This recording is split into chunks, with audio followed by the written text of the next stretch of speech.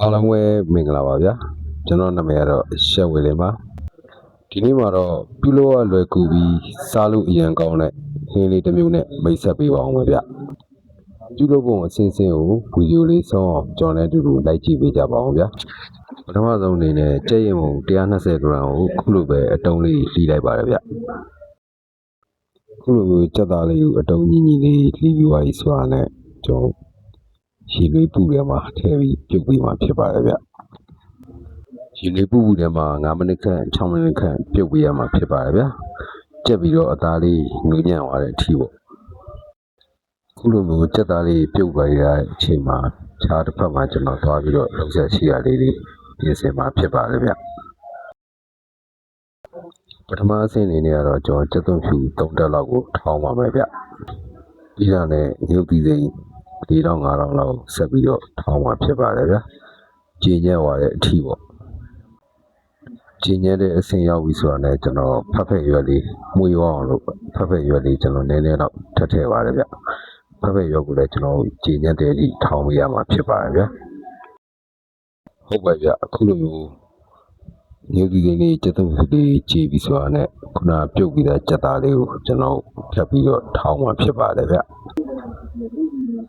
ထောင်းနေရင်လည်းကြက်သားနဲ့ငုပ်ပြီးစိမ်းလေးရောသွားပြီဆိုတာနဲ့အရာသာထပ်လိုက်ပါမယ်ဗျပထမအနေနဲ့ကတော့ပဲစီစစ်စစ်15 gram လောက်ထည့်သုံးပါတယ်ဗျ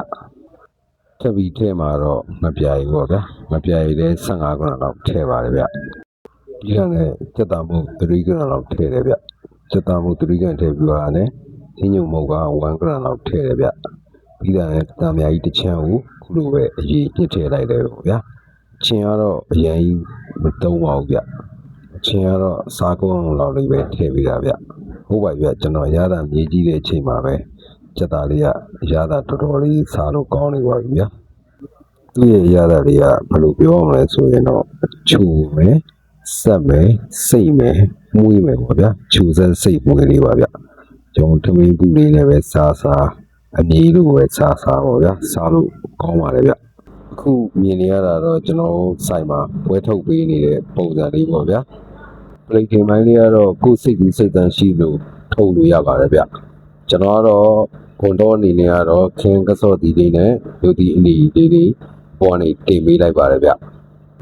ကျွန်တော်ရဲ့ဟင်းပွဲပြင်ဆင်မှုလေးကြည့်ပြီးတော့အားလုံးပဲအဆင်ပြေမယ်လို့ထင်ပါတယ်ဗျ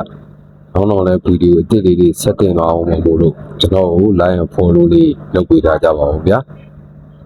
ဟုတ်ပါပြီနောက်ဗီဒီယိုမှာပြန်ပြီးတော့ဆုံတွေ့ကြတာပေါ့ဗျာကျွန်တော်ရဲ့ဗီဒီယိုကိုကြည့်ရှုသူတယောက်ချင်းစီတိုင်းကိုကျေးဇူးတင်ပါတယ်လို့ပြောရင်နောက်ဗီဒီယိုမှာပြန်လည်ဆုံတွေ့ကြတာပေါ့ဗျာ